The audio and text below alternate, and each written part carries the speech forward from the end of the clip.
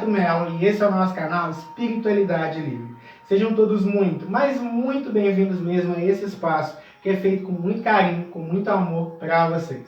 Hoje eu estou aqui para falar de uma questão que pode ser algo que aconteça com você. Talvez seja um dos grandes dilemas da sua vida. Como trabalhar a espiritualidade, como trabalhar a magia, né? Numa casa, por exemplo, onde eu não tenho essa liberdade. Isso é muito comum, acho que a maioria de nós, bruxos solitários, ou mesmo pessoas que estudam a espiritualidade sem um vínculo, sem um compromisso, acaba não tendo como fugir disso. Por exemplo, a gente mora num país predominantemente, né, católico, cristão, e muitas pessoas elas não aceitam uma visão diferente de mundo, não aceitam uma religião diferente. E aí quando esse preconceito, quando essa imposição parte de um pai, de uma mãe, de um amigo, né, de um irmão, de alguém que divide a nossa casa, fica muito difícil, porque a gente parece que não tem liberdade de exprimir o nosso próprio culto, né, de expressar o nosso próprio culto. E aí, o que fazer nesse sentido, Gilberto? Primeiramente, a gente tem que respeitar a autoridade das pessoas, tá? Por exemplo, se você mora com a sua mãe, com o seu pai, com o seu padrasto, com a sua avó, não importa. Se é alguém que hierarquicamente falando está acima de você, acima não no sentido de ser melhor, mas na família, a mãe, o pai, o avô, o tio é maior do que nós, entende? Então a gente tem que trabalhar sempre com essa premissa, tá? A gente tem que ser honesto e claro quando fala dessas questões.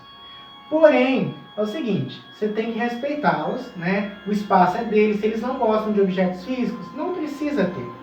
Agora, se você divide esse apartamento, essa casa, com um irmão, com um amigo, com um namorado, aí você tem que começar a repensar essas relações, porque são relações de igualdade, então os dois têm que ter o mesmo direito, tá? Senão não está sendo igual e você está sendo subjugado. Mas vamos trabalhar naquele contexto que de fato você não pode ter alguma coisa. Primeira coisa que vocês têm que entender. Tudo isso aqui, a capa, o chapéu, as imagens, o altar, a espada, são elementos fetiches. Não, gente, não é nada de sexual, não. Quando a gente fala de elementos fetiches, a gente está falando de artifícios externos para desenvolver algo dentro. O poder do bruxo, o poder do mago, do espiritualista, está dentro dele. A força está nele. Esses objetos aqui, eles vão direcionar, canalizar, ampliar. Mas assim, eles são elementos externos, como um teatro que você faz, mas a alma da magia é feita a nível mental. Então, se você não pode fazer muitas coisas físicas, você vai ter que trabalhar o que nós chamamos de magia mental. Fazer mais coisas no plano mental. Por exemplo, uma oração. Por exemplo, você vai fazer uma oração para uma divindade, para uma entidade. Você acha realmente, por exemplo, vou pegar uma imagem aqui. Vou pegar a imagem do Deus. Você acredita realmente que a força do Deus Sol se limita a essa imagem aqui? Essa imagem é uma mera representação esdrúxula do que de fato Deus Sol é. Se eu me voltar ao Sol e orar a Ele, eu vou ter um contato muito mais direto do que se eu ficar enfurnado dentro de quatro paredes com a imagem. Não que a imagem não seja importante, mas eu quero te dizer que a natureza ela nos cerca a todo momento. Eu posso não ter uma imagem de sereia no meu altar, mas eu posso abrir a torneira e sentir a água escorrendo pelas mãos e me contactar com os elementais da água. Eu posso, por exemplo, não acender um incenso na minha casa porque a minha família não gosta do cheiro e cria problemas. Mas o ar que me cerca está rodeado de silfos, sílfides, fadas e elementais do ar. Consegue entender? Os seus mentores, o seu cigano, a sua entidade, o seu Exu, qualquer entidade que trabalhe com você, ela independe de imagens. Ela é um ser espiritual. Se você fechar os olhos e conectar-se com ela, você vai conseguir essa conexão. Se você traça um símbolo, por exemplo, se você mentaliza as cores, você está sentindo que a energia do seu quarto está pesada, imagina uma luz branca iluminando todo o ambiente. Você já vai canalizar essa energia do alto e vai limpar todo o ambiente, mesmo sem o uso de ervas, de ritualísticas e de elementos. tá? Certas coisas podem ser guardadas, por exemplo, você pode deixar lá na cozinha temperos, louro, canela, e utilizar. Precisa de prosperidade? Põe lá a canela, ninguém precisa saber que você usou a canela. Ninguém precisa saber que você fez um banho de louro. Uma hora que você estiver sozinha, faça esse banho. Entendeu? Tem um ritual de magia muito comum dentro das tradições, que é o espaço sagrado, né? Onde a pessoa cria, através da mentalização, um espaço no campo astral. Existe essa possibilidade. Se você não pode, por enquanto, né? Porque, gente, tudo na vida é temporal, tá? Em algum momento você vai ter a sua casa e, assim, lute para tê-la. Porque não adianta assim, eu queria tanto ter uma casa e não fazer nada, tá? O bruxo, ele não é acomodado, não. Se tem uma coisa que bruxos não são, são acomodados, tá?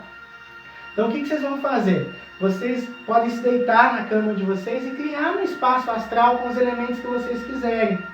Gradativamente, mostre responsabilidade. Ninguém nunca vai respeitar a sua fé, ninguém nunca vai respeitar a sua percepção de mundo se você age como uma pessoa mimada em alguns momentos.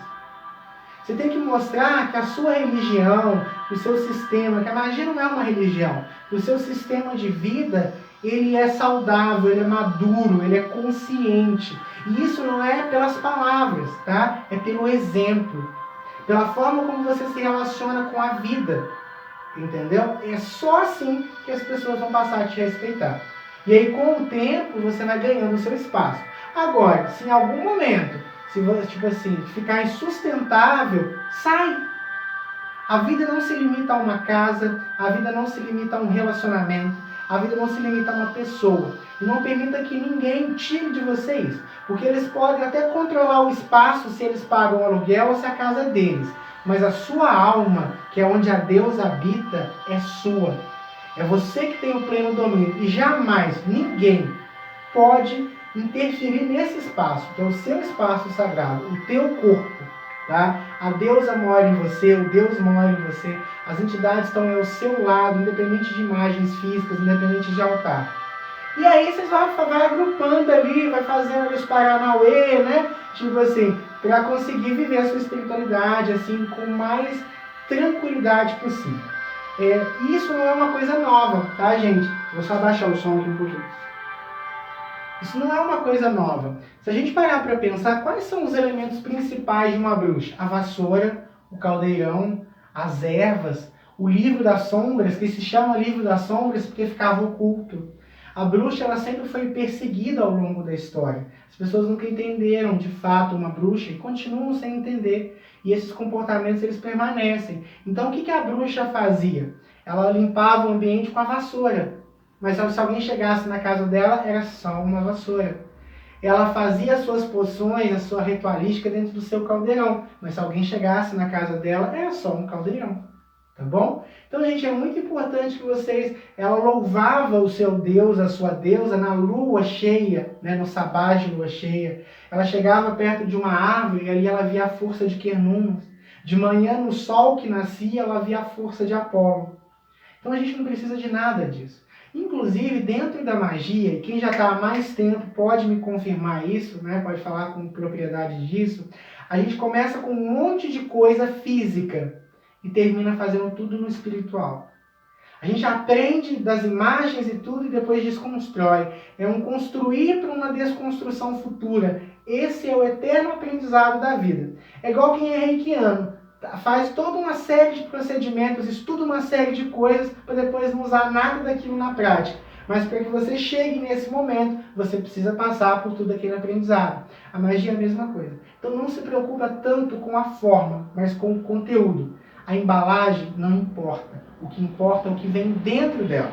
Então não adianta você ter um altar maravilhoso, você ter um espaço pleno, você ter elementos muito caros às vezes, se espiritualmente você não tem fé. Se dentro de você essa energia da magia, da espiritualidade não pulsa, tá? Esse é o conselho que eu tenho para vocês hoje.